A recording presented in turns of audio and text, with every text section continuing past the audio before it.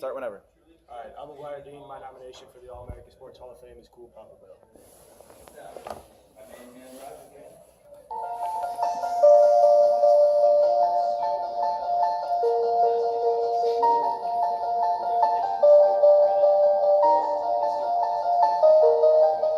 A talented center fielder with blazing speed, James Cool Papa Bell was arguably the fastest man to ever play professional baseball. He began his career as a knuckleball pitcher and earned his famous nickname as a rookie by striking out Oscar Charleston with the game on the line. He later became a leadoff hitter and stolen base artist for 3 Negro Leagues dynasties.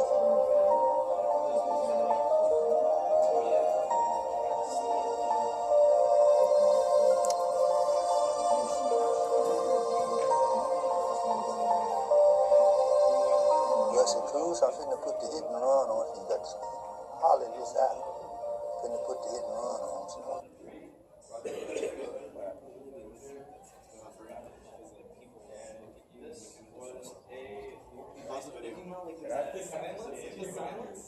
Hey, pause the video. My day open. Get a line drive the ball. Back, right and left. Throw it at the plate, man. That's how fast. This is in that time now, we can cut through the pitches off the field. He's a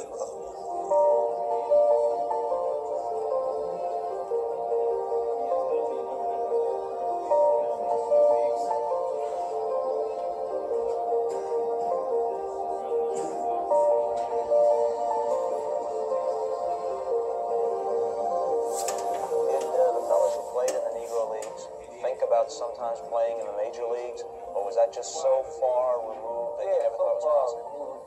We didn't never had any thought. There was several that come across your mind.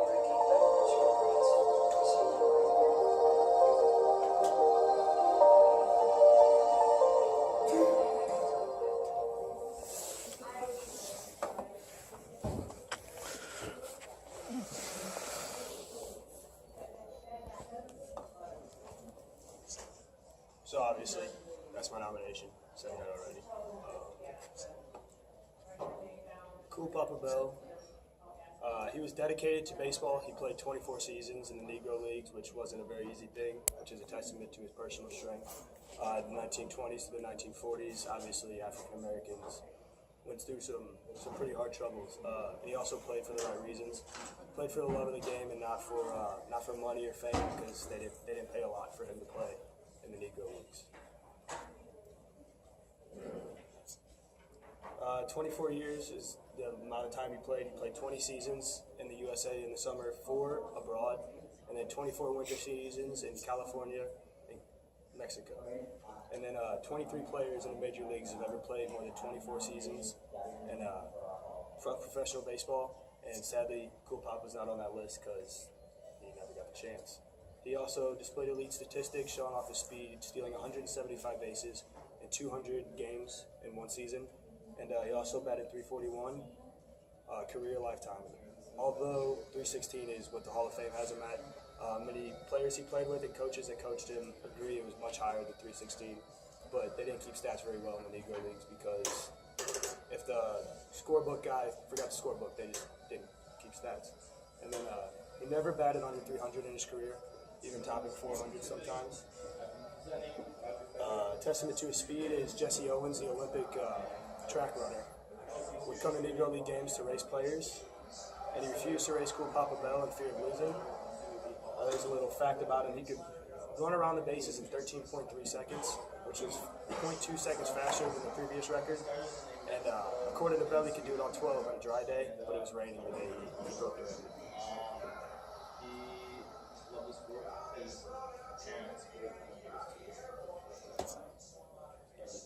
He played with style. He played center field a lot more shallow than the average center fielder because he knew he was much faster than most people.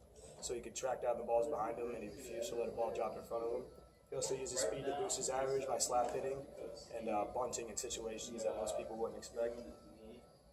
Here's something Satchel Paige used to say: he hit a line drive past my ear, and I turned around and saw the ball hit him in the rear end, sliding into second base. That's how fast he was. He He was a leader for African Americans in the baseball community. He pushed the Dodgers with his influence to sign Jackie Robinson. He also coached early Major League African American players like Ernie Banks until they joined the Major Leagues and further integrated baseball. He understood the times. He didn't agree with the times. He never resented the people that barred him from playing in the major leagues. He never complained about not having a chance. He just played baseball. He loved it. He encouraged other African Americans, especially after integration, to get involved. He won many championships and a few awards. He was an 11-time East-West All-Star, a 3-time Negro League champion with the St. Louis Stars, a 1940 Triple Crown winner, and I'll explain the asterisk on the next slide. He won 2 World Series with the Homestead Grays in the 1940s or 30s, and he's a 1974 Hall of Fame inductee.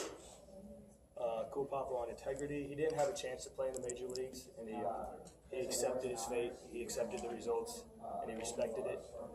He always respected the game and respected the players he played against and played with, whether they were white, black, Mexican, and that Triple Crown he won in a Mexico League, he actually had a chance to win it with 1 hit in the final game of the year, and he went 0 for 3, so a white player could win the Triple Crown and have a better shot at the major leagues. So there's a good fact on how his sportsmanship.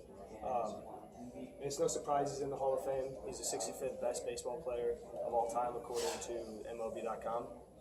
And that's just a little myth about him.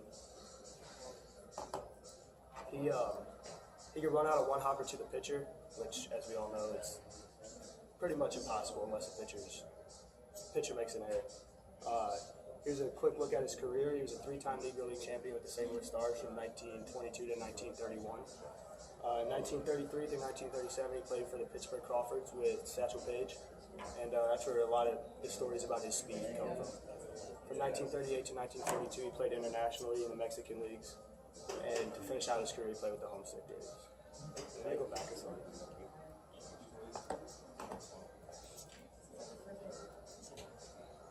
What people are saying, Cool Papa was so fast he could get out of bed, turn out the lights, and hop back in bed and get under the covers before the lights went out.